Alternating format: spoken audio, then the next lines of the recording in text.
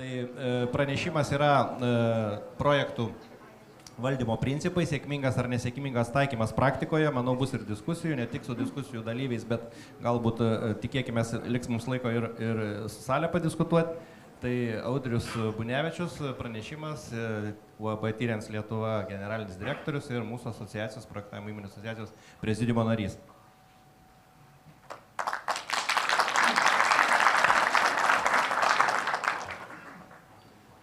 Sveiki visi.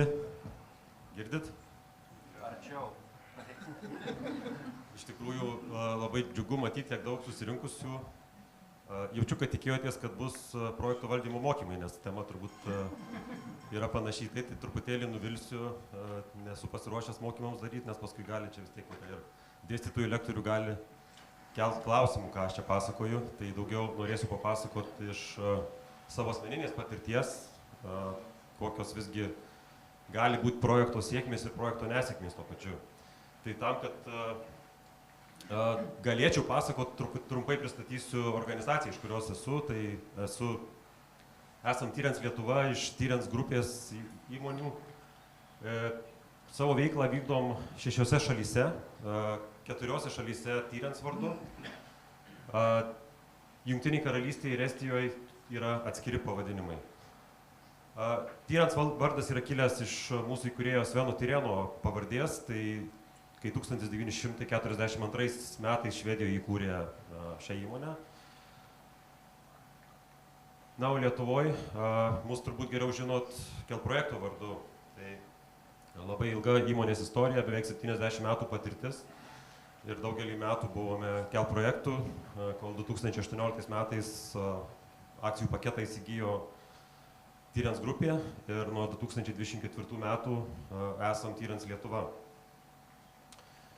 Šiandieną esame didžiausia projektavimo įmonė Lietuvoje. Mūsų pagrindinės veiklos yra šios, kaip matot, lentoje, tai yra infrastruktūros projektų rengimas, statinių projektavimas, teritorijų planavimas, tyrinėjimai, aplinkosauginiai dalykai ir visa kita.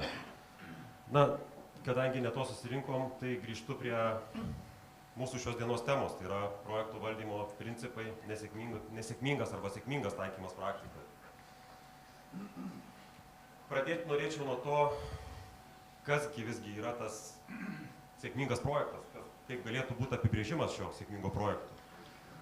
Na, tai labai svarbu, kad projekte būtų pasiekti iškelti tikslai, projektas parengtas laiku, neviršijant nustatyto biudžeto, atitikti turi kokybės standartus. Kitaip sakant, labai svarbu, kad būtų aiškus ir kokybiškas projekto planavimas, efektyvi vidinė ir išorinė komunikacija ir kvalifikuota ir efektyviai veikianti komanda. Turbūt svarbiau pasižiūrėti, kaip tai atrodo per suinteresuotas šalis. Tai pirmiausiai, kas sėkmingas projektas yra klientui. Ir čia pastarąjį pusmetį turbūt mūsų organizacijai darė tokį tyrimą, apklausinėjom tikrai nemažai mūsų didžiausių užsakovų ir bandėm išsiaiškinti, ką mūsų užsakovai vardina sėkmingų projektų. Ir čia turbūt nieko naujo, bet pagrindiniai dalykai iš esmės vis tiek yra tie patys. Tai yra projektas įgyvendintas laiku, kokybiškai, neviršytas projekto biudžetas ir pasiekti, suplanuoti tikslai. Mums tiekėjui arba rangovui turbūt irgi labai svarbu, kad projektas taip pat būtų baigtas laiku. Ir jeigu užsakovai galvoja, kad mes vėluojam specialiai, tai tikrai taip nėra. Labai svarbu, kad būtų neviršyti projekto kaštai arba kitaip sakant, kad būtų pasiektas pelningumas. Ir aišku, įgyta patirtis, tai darydami projektus mes tobulėjame, augam, mokomės. Bet turbūt reikia suprasti, kad ne šios dvi šalys, tai yra užsakovas ir tiekėjas yra pagrindiniai žaidėjai, bet turbūt labai svarbu orientuotis į visuomenę. Ir visuomeniai labai svarbu, kad įgyvendintas projektas atlieptų visuomenės poreikius ir kad projekto rezultatai gerintų visuomenės gyvenimo kokybę. Tai turbūt labai svarbu akcentuoti tai, kad visos šalys projekte turi būti patenkintos siekiant sėkmingo projekto. Ir jeigu kažkuri iš šalių nesijaus laiminga, jausis nuskriausta arba neturės to rezultato, kurio tikėjosi, tai nebus projektas sėkmingas.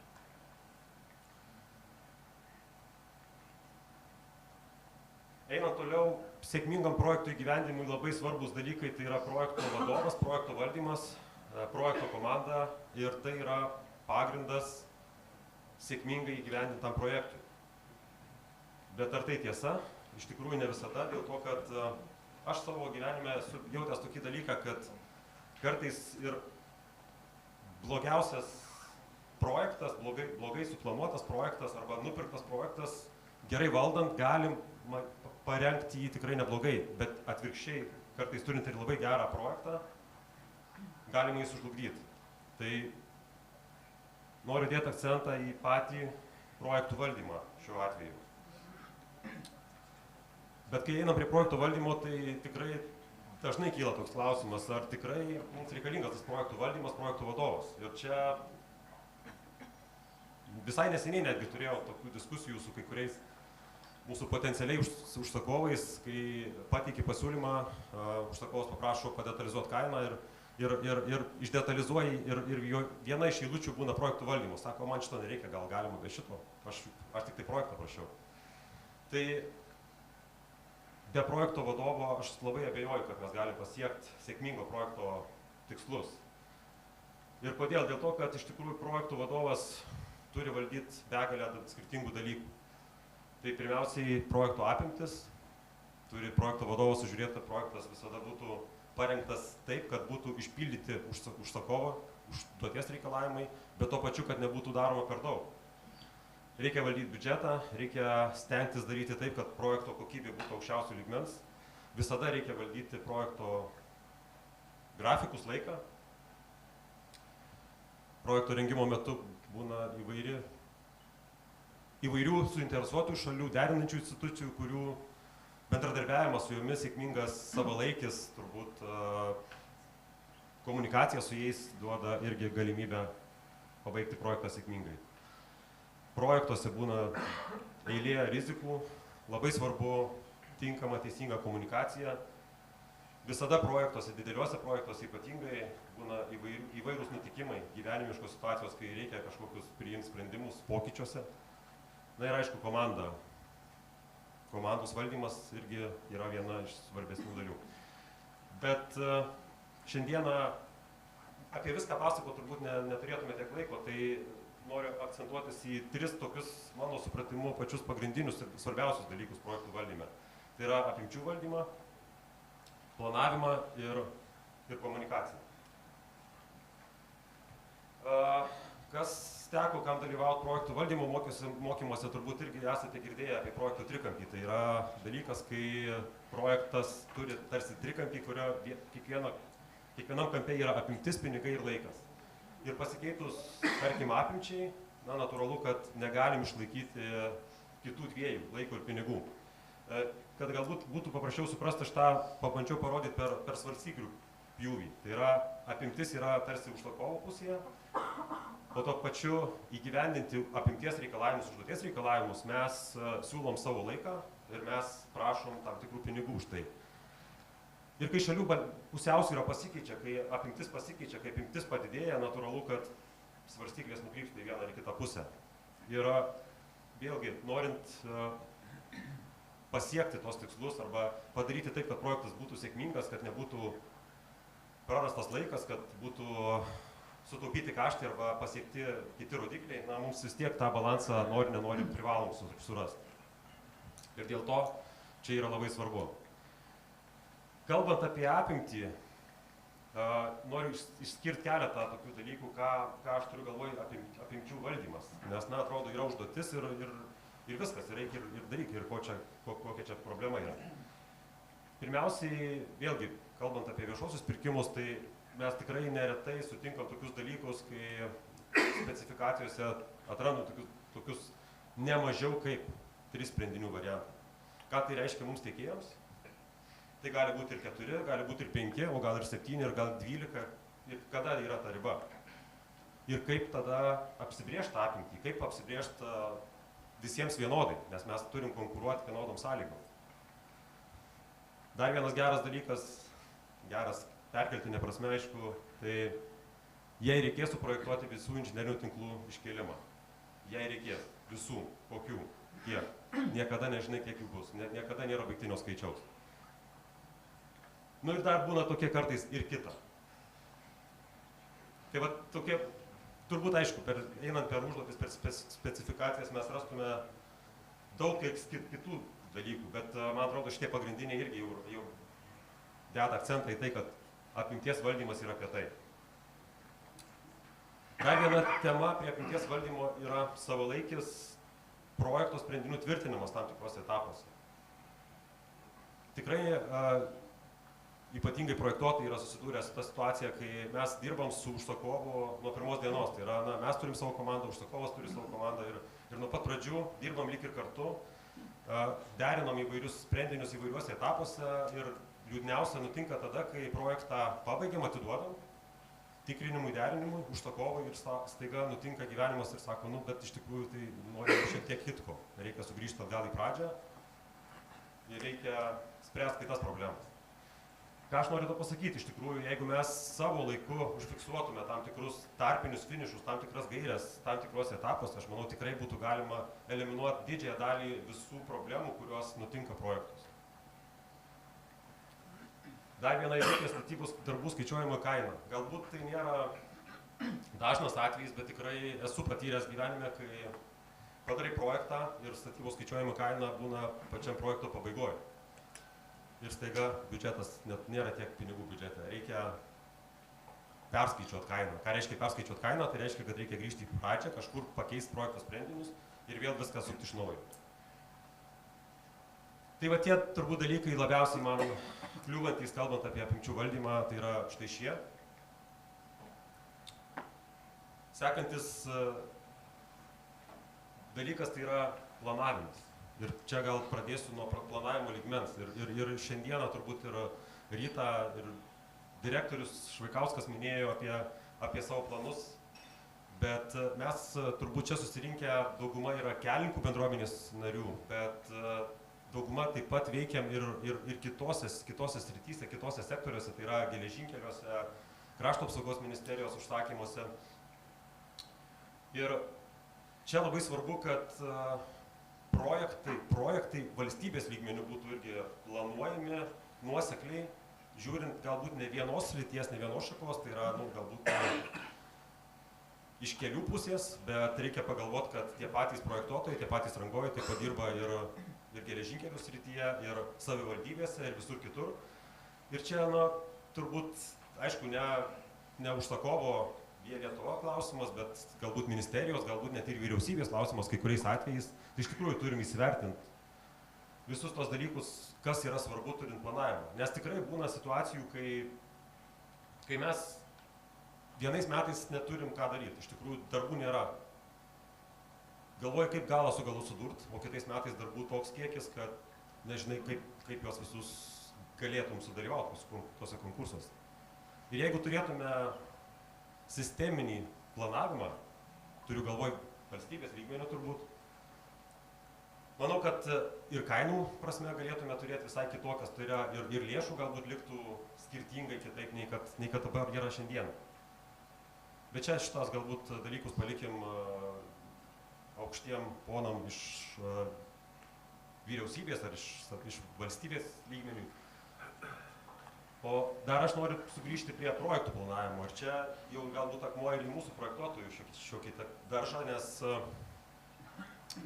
tikrai visose projektuose turim turėti projekto grafikus, projekto planus.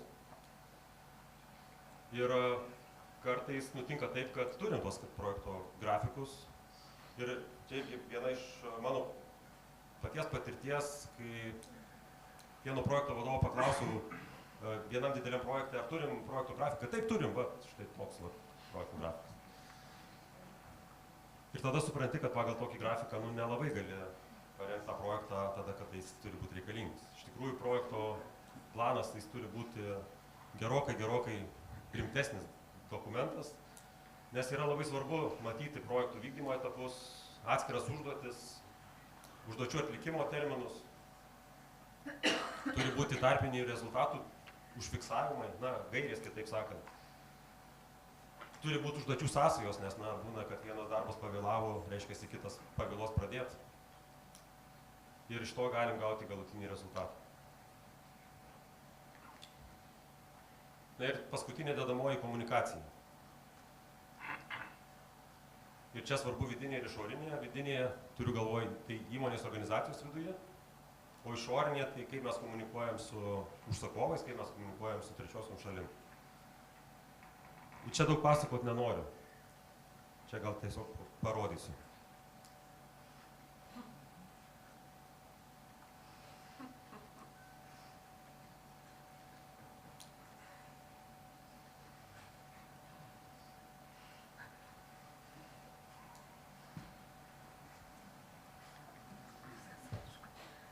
Ačiū.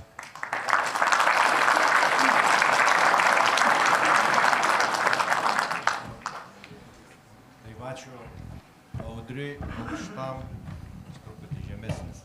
Tai kviečiu diskusijai, kad būtų ne vien projektuotojai, kad būtų ir rangovai. Tai Joną Jablonskį, mūsų Efektas bendrovės generalinį direktorių. Ir Gediminą Katiną, Via Lietuva projektų valdymo grupės vadovą.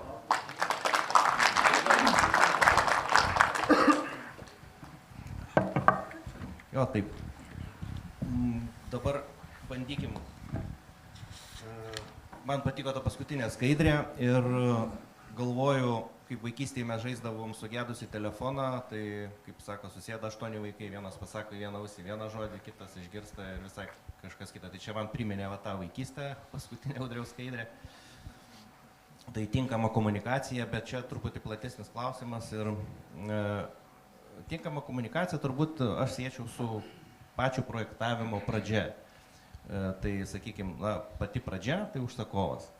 Ir Gediminai ir užsakovas turbūt pradeda nuo užduoties rengimo, nuo, sakykime, specifikacijos.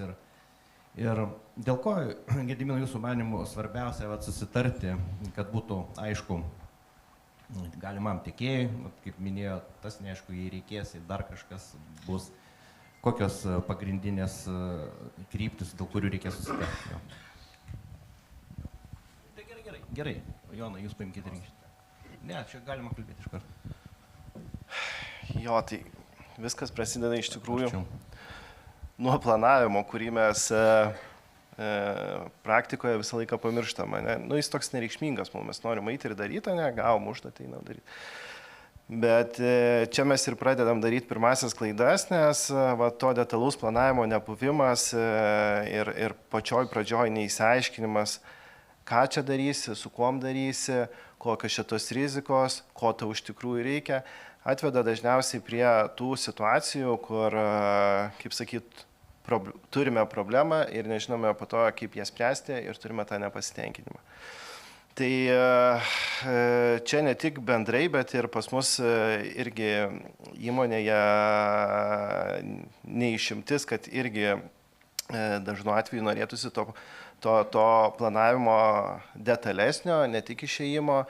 Tai po truputį mes taip ir bandom išeiti į tą išsiaiškinimą, tai kokį mes šį objektą perkam, jeigu mes tenais planuojame atnaujinti tiltą, tai mes nuvažiuojame į vietą, išsidefektuojame, pasižiūrime kas kur kaip. Jeigu kažkokie atsiranda neapibrėžtumai ir dabar objektuose ten archeologija, tai galbūt mes neperkam archeologijos tuo metu, kad neturėti ginčo projektavimo metu. Tai tobulėti dar yra kur, bet labai svarbu skirti dėmesio pakankamai, kad pasiruošti tą pirminę dokumentaciją. Tuomet mes jau pasiruošę bandom pasitikrinti ją rinkos konsultacijos metu. Ir čia matyti turėdamas progą skatinu aktyviai dalyvauti rinkos konsultacijose, išsakant savo nuomonę, savo pastebėjimus, nes tenais irgi atsiranda tų klaidų.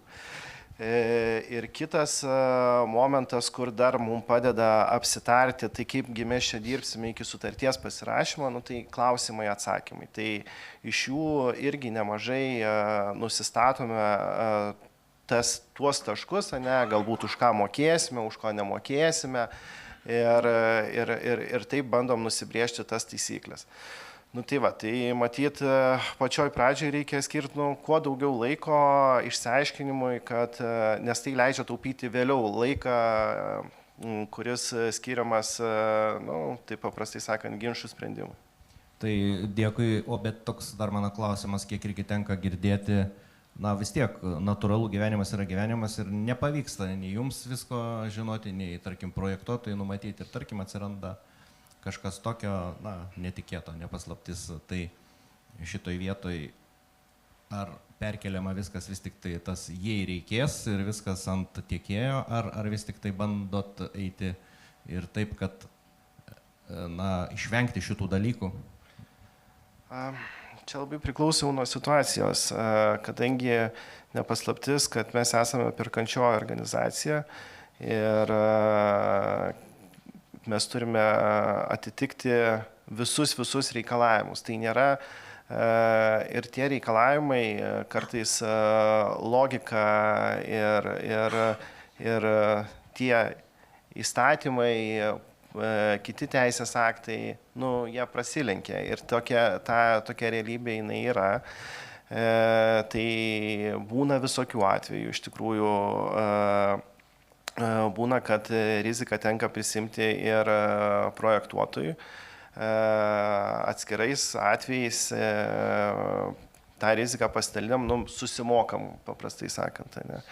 Bet iš principo, taip, reikia sutikti, kad mūsų specifikacijose kai kur nėra tiksliai aiškiai apibriežti visi dalykai, bet čia pat ir yra ta rizika, už kurią mes sumokame, jei kažko nežinome.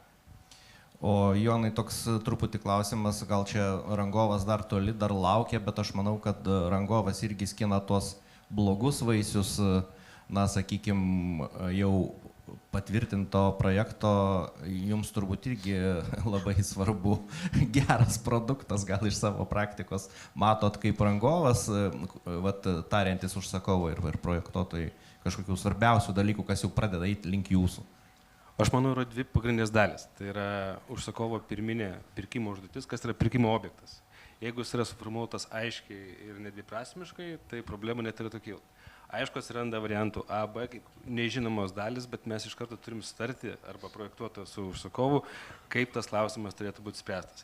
Jeigu pirkimo objektas nėra detalus ir nėra sutarty apibrėžta, kaip tie nenumatyti atvejai bus sprendžiami, viskas, mes turim patinę situaciją, rangovas gauna, atrodo pradžioje gerą projektą, pradeda dirbti, atsiranda nenumatyta situacija, tada tarp užsakovo ir projektuoto nėra numatyta sutarty, kaip tokį atvejį spręsti ir projektas stojasi. Tai aš manau, yra dvi dalis, kur turėtų būti aiškiai apibrėžta iš žaidimo pradžioje, kas yra pirkimo objektas aiškiai ir kaip spręsim nenumatytus atvejus. Ir man atrodo, didžioji dalis problemų turėtų išsispręsti. Kaip sakoma, tai kaip padaromas projektas, tada jau rangovo bėdos yra. Rangovo savo srities profesionalasgi. Auksinė frazė. Audriau, norėjau paties paklausti, čia iškilo toks dalykas, kad aš irgi susiduriu ne tik asociacijų, bet ir su kitom projektavimo įmonėm, kai kalbam ir Gediminas sako, dalyvaukit rinkos konsultacijose, tai iš tikrųjų dėl klaidų, Gediminai, tai aš sutinku, kad jeigu yra klaida ir jūs pataisote, bet jeigu yra kažkoks siūlymas toks pusiau esminis, loginis, tai tiesiog jūs dėl suprantamų priežasčių, dėl kažkokių įstatymų ar kitų dalykų, rizikos vertinimo, tai tiesiog neatsižvelgiat. Ir aš matau rinkos pavargimą ne blogąją prasme, bet resurso nebeskiria, nes sako vis tiek neatsižvelgs, jau atsiranda netikėjimas. Ar jis keičiasi ar ne, negaliu pamatuoti, tai čia galbūt jūs pasakysit, bet Audriau, dėl dalyvavimo rinkos konsultacijose ir iškart išplaukiantis klausimas, taip, projektuotojas turi prisimti riziką, kai tas debesėlis, kas specifikuota, nieko, žinai, tas skaidrė, reiškia, tu turi kažką nuspėti. Tai aš turėdamas projektavimo įmonę, gal aš tada eičiau aš bijočiau prisimti tą riziką, sakykime, tai rinkos konsultacijos ir kaip su tais rizikos prisėmimu, kiek galima rizikos prisėmimų? Na čia kaip jau Jonas minėjo, kad mes irgi profesionalai savo srities ir turbūt eidami į konkursą ar į rinkos konsultaciją daugeliu atveju žinom, kas tam debesėlį yra pavaizduota ir galim nuspėti iš tikrųjų, ko visgi užsakovas tikisi. Bet aš gal problemą išvelgčiau šiek tiek giliau ir turbūt didelę dalį problemų užprogramuoja turbūt ir visuomenės požiūrius į verslą, į projektuotojus, rangovus, kelininkus ar ne, nu taigi visi yra tokie, kurie nori pasipinigauti. Ir iš tikrųjų ta nuomonė turbūt ir eina paskui per visus lygmenis ir kai mes ateinam į tas pačias rinkos konsultacijas ir galvodami, kad mes savo profesionalią nuomonę pateikdami užsakovui galėtume pagelbėti, padėlioti specifikacijas taip, kad turbūt tiktų tiek mums, tiek visiems kitiems rinkos dalyviams. Bet nežinau, ar visada mūsų užsakovai jaučia, kad mes esam partneriais. Ir turbūt ir vienoj skaidrėje aš minėjau, kad projekte turi būti visos šalys laimėtojos. Kitaip sakant, visi turi būti partneriai.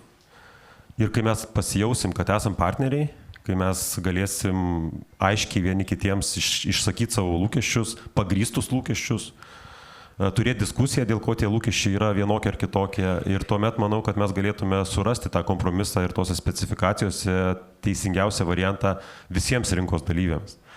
Nes labai dažnai vėlgi, tiek ir šiandieną, aš atstovauju įmonę, bet tuo pačiu ir asociacija, projektavimo įmonė asociacija ir mes tikrai daug kartų esam diskutavę, mes ieškom sprendimų visiems, kad visiems tiktų. Iš tikrųjų, kad ta konkurencija būtų sveika, teisinga, sveika konkurencija. Mes nebijom sveikos konkurencijos, nes eidami į sveiką konkurenciją mes galim pasimatuoti, kiek mes efektyviai dirbam. Tuo tarpu, kai turim daug neapibrėžtumų sąlygose, tada konkurencija būna, bet jinai nebūna sveika, nes tada vieni įsivertino, kiti neįsivertino, arba kitaip sakant, jeigu įsivertinai viską, tai gali būti, kad kitą kartą. Supratau. O dabar perinant prie kito klausimo, čia irgi vienoj skaidriai sakei palikti klausimą politikam, bet aš manau, kad mes vis tiek irgi formuojam nuomonę ir galim ir mus turi išgirsti, nori, nenori politikai. Tai Jonai, strateginis planavimas iš tikrųjų lyg čia nebūtų ne vieta, kad mes lyg tai norime, kad valstybė ar ministerija ar vyriausybė visus projektus, reiškia karinis mobilumas, krašto apsaugos ministerija, sakykime, RB, Rail Baltica, Via Lietuva, visi projektai, kad mums būtų kaip ant delno ir kelis metus į priekį. Vat kai buvo pranešimas, kaip Švedijoje yra, tai vat ir Tyrensai projektuoja pagal 29 metų rodiklius CO2, jie jau žino, koks bus rodiklis 29 metais reikalavimas ir jau keliais metais į priekį daro projektą. Tai aš nežinau, pas mus aišku to nėra, bet Jonai, kaip pats, kaip rangovas, ką darai, kaip sakant, kaip susirandi tą informaciją, reiškia, kaip skirstai resursus, ką daro verslas? Gal aš toliau pradėsiu turbūt, kur buvo praeitų metų viena didžiausių užduočių, tai su viena ministerija reikėjo ilgai aiškintis, kad mūsų didžiųjų infrastruktūros objektų atėję užsieniečiai nepastatys. Važiavo pas mus prezidentūros, Seimo nariai, pas mus įstatybėti, rodžiau, žiūrėkit, pas mus dirba 600 žmonių, 400 vienetų technikos ir sakau, joks užsienietis šiandien atvažiuos ir nepadarys. Tai tie projektai turėtų būti adaptuoti arba iš vyriausybės pusės ir pritaikyti tam rangovų skaičiui, koks jis yra realus Lietuvoje. Tai dabar 24 metus tęsiant, tai visi infrastruktūros, kelininkai, mes gyvenam pakankamai neblogai, biudžetas buvo pakankamai didelis ir viskas atrodė nuostabu. 25 atrodo šiek tiek liūdniau, matė Marius prezentaciją, ne kažką. Dabar girdim apie 26. Ką mes sako, mesim 2 milijardus, čia reikia 27-28 metų pastatyti 2 miestus, tada Rail Baltica sakė, tikrai bus 100 km dirbama, tai čia laukytojas teis. Tada yra savivalda, ir ateina 26 metų, gal tikiuosi, Vijos didesnis biudžetas ir viskas sukrenta į 26. Tai kas gaunasi? 24 turėjom neblogus, 25 nieko neturim ir 26 vėl viską išsprogdinam. Tai tiek turbūt iš rangovinės pusės, tiek iš projektuotų pusės, tai yra sudėtinga tos Karpato kalnus labai sugerti ir suadministruoti. Tai bent kažkoks tai minimalus, ne vien susisiekimo ministerijos, vien susisiekimo ministerija yra uostai, geležinkeliai, oro uostai, jau kažkaip tai būtų gal galima manyti subalansuoti tą portfelių skaičių, kad būtų kažkoks tai toks po truputėlį. Gediminai, o sakykime, jūs vis tiek kaip Lietuva, kaip vienas iš stambiausių užsakovų, turbūt patys suinteresuoti ne tik kalbant apie techninės specifikacijos pradžios, tą aiškumą objekto, bet ir kalbant apie tai, kad jūs norite, kad ir džiaugiatės, kad pas jūs dalyvauja konkursuose pakankamai daug, kuo toliau, tuo daugiau ir rangovų, ir projektuotojų. Ar jūs komunikuojat kažkaip, apsijungiat, ar derinat, ar yra tokio dalyko kaip tarpžinybinis derinimas, tai čia tarp įmoninis valstybinių įmonių derinimas su savo planais, ar yra kažkas tokio? Ar žinot apie tai ką? Jo, tai projektuotojų galėtų būti ir daugiau šiaip iš tikrųjų, bet džiaugiamės tai ir tą, ką turime. Kas liečia bendrai apie biudžetą, tai kaip mūsų tas planavimas vyksta, tai KPPP nepaslaptis, kad šį dieną yra biudžeto dalis, o biudžetą tvirtina Seimas gruodžio 18 dieną, jeigu aš neklystu. Ir iki to laiko tu gali tik spėlioti, ar tu gausi, kaip pavyzdys, ten kažkokį tai programai, kad, žvyrkelio, ne, ar 20, ar 10, ar nieko, ar 200. Tai tu sėdi ir lauki realiai gruodžio mėnesio, kol yra patvirtinamas biudžetas. Taip, tu ten esi pasiplanavęs ten europinių fondų šaltinius, bet va tas pagrindinis dalykas, tai paaiškėja ir biudžetas, kaip žinom, Seimas tvirtina metinį biudžetą ir tuos metus tu gyveni. Tai toks va tas ir planavimas ateina, tai tu nėra čia kada derinti su kažkuom, tu turi, kaip sakyti, gavai pinigus, tu juos turi investuoti. Jeigu tu nepaslaptis neinvestavai iki metų pabaigos, tie pinigai tiesiog grįžta į biudžetą ir yra perskirstomi. Tai tikrai, kol nebus to tvaraus finansavimo šaltinio, tai ilgalaikį planavimą palaikyti yra ganėtinai sudėtinga, nes tiesiog tu nežinai tų apimčių, taip galbūt pagrindinius objektus, bet jeigu tu gauni didelę masę pinigų, tai į rinkai gali būti šokas, tai atsispindi ir pirkimų kainose ir tai mums kaip organizacijai suvaldyti visus procesus irgi yra beprotiškai sudėtinga. Ir jau tokiu laiku sunku rasti laiko detaliam planavimui, nes reikia kaip sakyti, jau būti pusiau užaktavus. Tai kol kas to nėra. Ilgalaikio planavimo apie derinimą matyti irgi anksti kalbėti. Jo, tai manau, aišku, toks klausimas, norėtume, kad tai būtų, bet artimiausia ateityje Jonai, Audriau ir visi mes turėsim patys suvokti, kaip iš to debesėlio vis tiek žinom, kas bus, tai kaip ir verslas visada prisitaiko. Tai dabar truputį perinant, Audriau, klausimas toks, pranešime tikrai daug dalykų buvo pasakyta ir iš principo žinomų, bet kuriam projekto valdyme, bet jeigu lindant į projektavimo specifiką, tai projektuotojų tiekėjų, kurių galėtų būti, kaip sako Gediminas, ir daugiau konkursuose, natūralu, kvalifikacija, ypač stambiuose projektuose, sakykime, ką daryti, kad projektus vykdytų kvalifikuoti, kompetitingi ir su patirtim. Kartais būna, kad aš turiu pasirašęs 200 projektų, kaip čia girdėjau, bet realiai net objekte nebuvęs, tai ir tiesiog rašausi, tai bet kad tikrai būtų su patirtim, tai, o neformaliai atitinkantis reikalavimus. Tai va, kokie pagrindiniai paties manimų turėtų būti kvalifikaciniai reikalavimai? Čia irgi turbūt gilus klausimas ir iš tikrųjų turbūt iš dalies problema užprogramuota irgi valstybės lygmeniu. Pasižiūrėkim, kaip mes suprantam projektų valdymą. Na, tai turime STR ir ten dauguma žino tokį keiksmažodį SPV, statinio projekto vadovas. Ne? Tai turi turėti kvalifikacijos atestatą ir užsakovai, kaip ir privalo turbūt kelti reikalavimus statinio projekto vadovui. Bet kaip rodo patirtis, labai dažnai SPV ir PV, tai yra du skirtingi visiškai personažai. Na, statinio projekto vadovas, tai aišku, jisai turi sutikrinti sprendinių suderinamumą, turi pasirašyti projekto bylas. Bet čia yra daugiau jau pačia pati pabaiga, sakyčiau, o pats principas tai yra pats projekto valdymas, kuris prasideda gerokai prieš pasirašant projekto bylas. Ir iš tikrųjų šią temą turbūt labai mažai kas kalbama, nors reikėtų, dėl to, kad turbūt ir šiandieną matom rinkoje mūsų projektai stambėja, ypatingai vėlgi tas pats A5 kelias, kurį baigia rangovai gyvendinti, yra Rail Balticos dideli ruožai, kuriuos reikia suvaldyti begalę suinteresuotųjų šalių, tiek projektavimo prasme, tiek santykis su užsakovo komanda irgi. Nu, Rail Balticos atveju turbūt irgi 10 žmonių veikia skirtingai. Ir čia turbūt leidus tą SPV vadinamą, nu, daugeliu atveju mes ten prarasim viską, pamesim viską.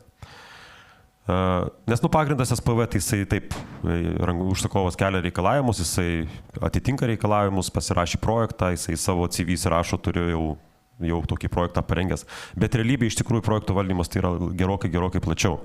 Ir turbūt labai mažai, arba aš tai taip viešuosius pirkimuose turbūt net nesu matęs, galbūt ir yra buvę, bet kad užsakovas reikalautų projekto vadovo, kuris turėtų galbūt tarptautinę patirtį. Yra eilė tarptautinių sertifikatų, kuriuos, aišku, Lietuvoje tokių projekto vadovų tikrai nėra daug, kurie gali turėti tokius atestatus. Bet turėtume diskutuoti apie tokių projektų vadovo poreikį rinkai.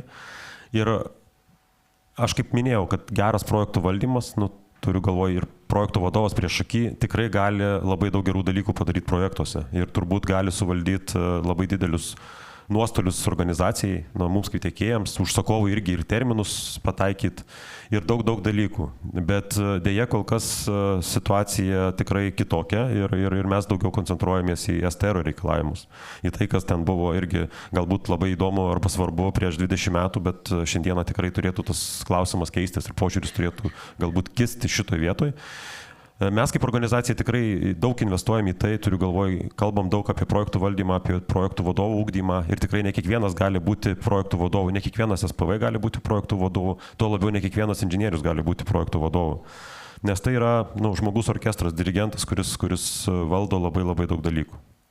O Jonai, kaip pas rangovus kvalifikacija, turbūt panašus klausimai yra su stambiais projektais, kad kvalifikacija irgi viena iš svarbiausių sudėtinių dalių.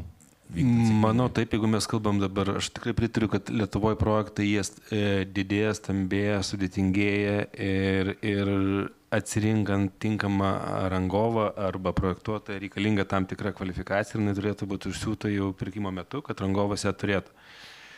Tai klausimas tik tais turbūt yra dvi dalis. Yra tas personalas, vis tiek tai yra komanda, kuri turi turėti ir labai pritariu tiems ypatingai iš rangos pusės projektų vadovams, ten kokie PMP sertifikatai arba kažkas panašaus. Ir antra dalis tikrai turėtų būti neužmiršta pačios įmonės, nes 1-2 žmonės tai nėra komanda, kuri gali padaryti 100 arba 200 milijonų projektą. Tai ir įmonė turi turėti savo tam tikrus finansinius gebėjimus ir apimtis ir žmonių kiekį. Tai ta kvalifikacija jinai turėtų būti rišama pagal sudėtingumą, pagal projektą, pagal terminus, pagal sumas į kvalifikaciją, nes man labai gerai prisimenu prieš kokius turbūt 7-8 metus, kaip kalbant apie projektavimą, kaip į projektavimo tenderį galėjo ateiti belekas. Tai mes turbūt išgyvenom tą ir to džiaugiuosi, kad nėra, bet mes turėjom tikrai labai sudėtingą laikotarpį iš rangos pusės, kaip tu gauni, net nepavadinsi jo projektą. Tai kiekvienas daiktas, kiekvienas dydis, jisai turi turėti savo kvalifikaciją, jisai neštėme. Tik tais kita gal medalio pusė, mes neturim, leisdami tuos didžiosius tenderius ir ką praeitais metais kovojau, mes neturim leisti tokių tenderių, kad Lietuvoje nei vienas rangovas jų negalėtų juose sudalyvauti. Tai va čia iš perkančiųjų pusės būtų taip, toks balansas. Tai žiūrim į kvalifikaciją, žiūrim tai, kas yra Lietuvoje, ką mes galim padaryti ir taip va tą tenderį paleisti. Gediminai, aišku, jeigu žiūrėsim, kaip sako, gal ne jūs, bet kiti Sako, jeigu žiūrėsim, kas yra Lietuvoje, tai niekur nepajudėsim. Tai čia, kiek girdėjau, ir noras yra vis tiek pritraukti užsienio projektuotojus, rangovus, kaip iš tikrųjų yra, nežinau, kaip Jonas sakė, tai niekas čia neis. bet yra kaip yra. Tai pas geležinkelius. Bet dar neišeina. Gediminai, klausimas pačiam, na, visa infrastruktūra natūralu, viešieji pirkimai, kas bebūtų, netgi savivaldybės lygmenį, ir čia mes turim laikytis taisyklių, paisyti taisyklių.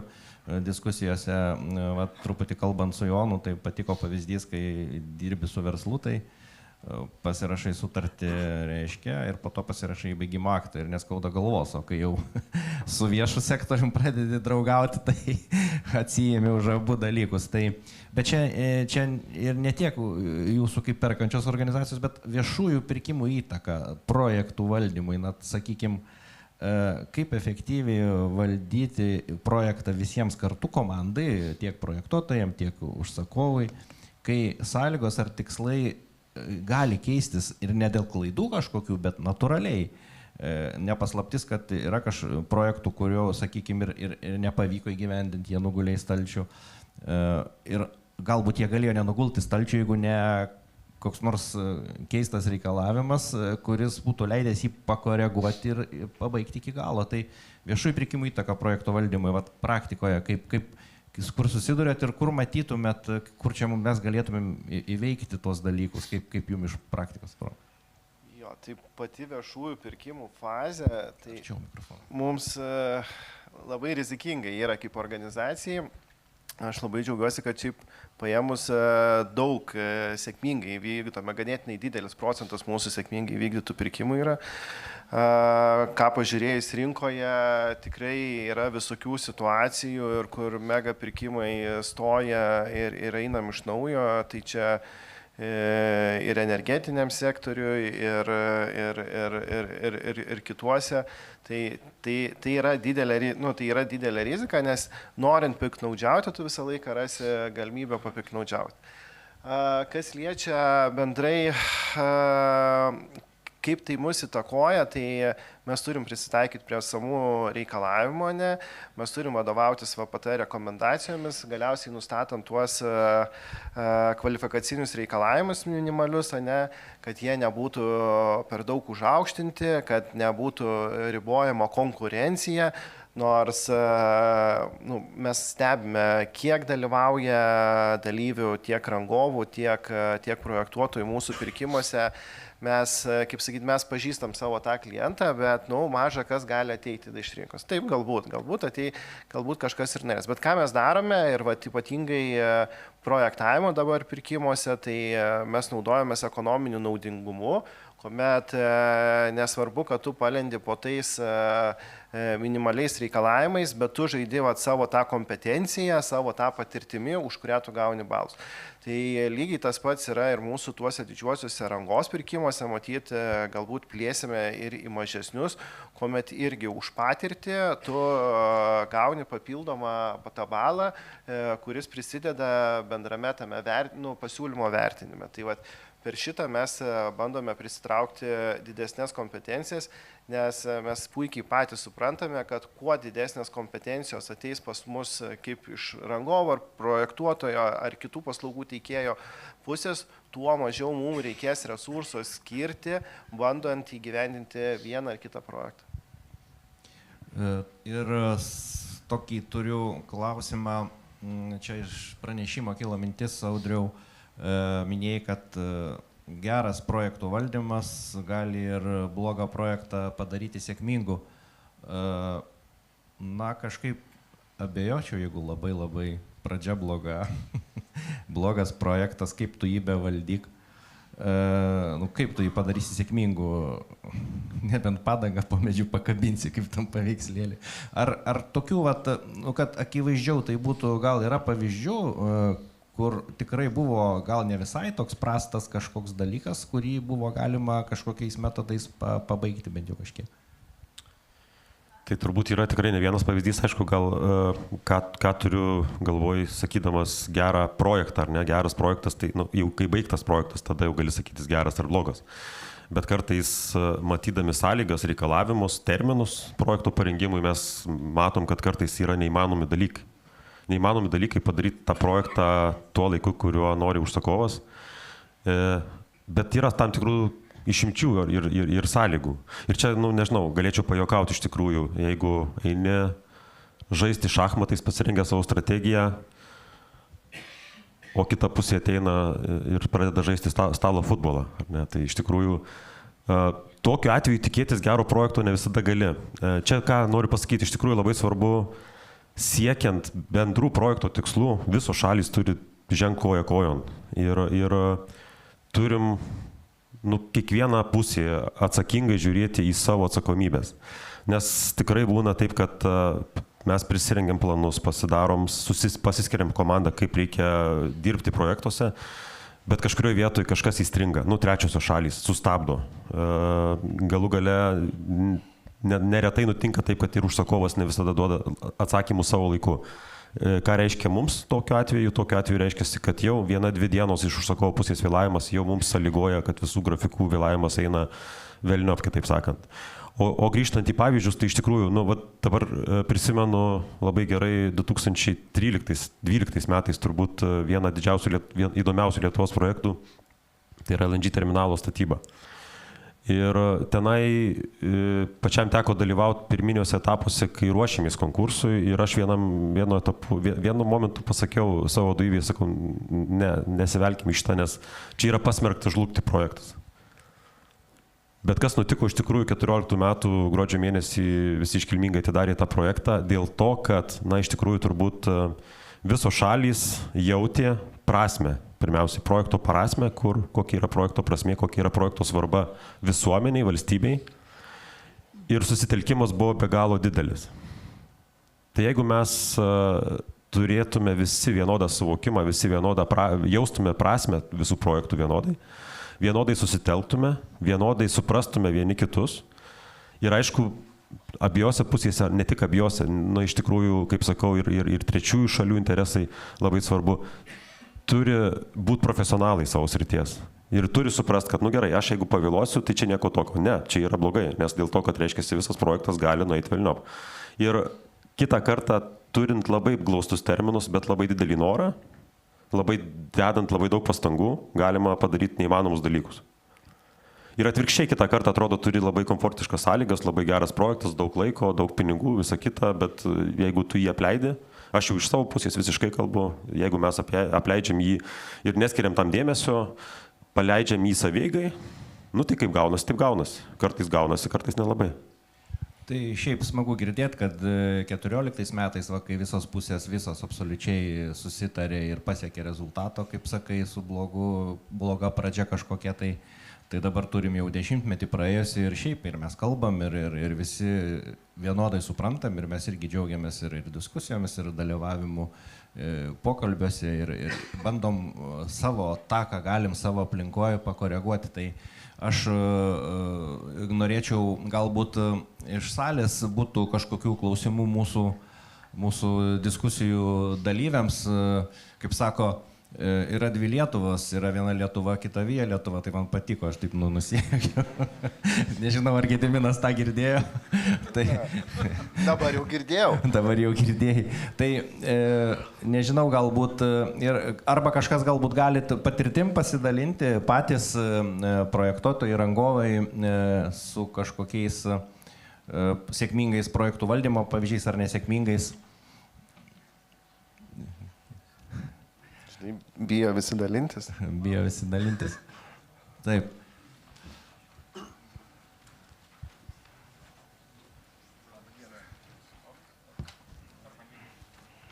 Dar bandysiu. Nelabai bandymas pavyksta. Bet galbūt be mikrofono. Aldas Vasevičius, kuo matau tai. Aš galbūt pasakyčiau, kad, ką sakė, dėl to susitelkimo arba dėl tos prasmės, ne, tai iš tikrųjų yra tų pavyzdžių žymiai daugiau. Gali Gediminas pasakyti, kada reikėjo užtverti Lietuvą nuo ateinančių užsieniečių iš rytų pusės. Kai susitelkė, kai reikėjo, kai premjerė pasodino visus prie stalo, tai ir viešieji pirkimai veikė taip, kaip reikia, ir projektavimas vyko paskui statybą, ir tvirtinosi viskas. Aldai neišduokit. Bet Gediminai, bet taip reikia daryti rimtai projektus. Kada yra svarba, kada yra viskas. O kada nueinam mes tik tais į tai, kad reikia, pagaliau, kai jau pasakau dabar nereikšmingus dalykus, tai per mikrofoną galiu. Tai kai mes nueinam vien dėl procedūrų, tai tada taip gaunasi. Iš tikrųjų, kai labai bijom visi ir svarbiausia yra, kaip sakoma, kad geriau tegul nevyksta, bet geriau manęs paskui nieks nekabins, tai už tai ir tie procesai užsitęsia ir viskas. Sprendimą priimti vis tiek reikės kažkada, tai reikėtų matyt, kad jį priimt laiku. Tai čia tik tais tokia bendra pastaba. Tai ačiū, kad visi mes kaip ir vieningai sutarėm. Tai aš irgi kaip per šitą forumą ir esu žmogus rezultato, kaip ir jūs visi norite rezultato. Ir vienas mane, aš sakau, bet va čia mes pakalbam, pašnekam ir sakau, kur rezultatas? Sako, ramiai, laisvūnai, sako, nu reikia pašnekėti, reikia pabendrauti ir vienas su kitu patirtim pasidalinti ir iš tikrųjų mes čia susirinkom ne kad kažką jau nuspręsti, bet iš tikrųjų pasidalinti patirtim ir ačiū Jums tada visiems už gausų dalyvavimą. Manau, kad buvo naudinga Jums išgirsti mūsų ir Gedimino, ir Jono, ir Audriaus. Ir kviečiu visus prisijungti prie mūsų asociacijos, kad kartu galėtumėm nuveikti, visi kartu, kad galėtumėm nuveikti daugiau sėkmingų darbų. Tai tam kartui ačiū.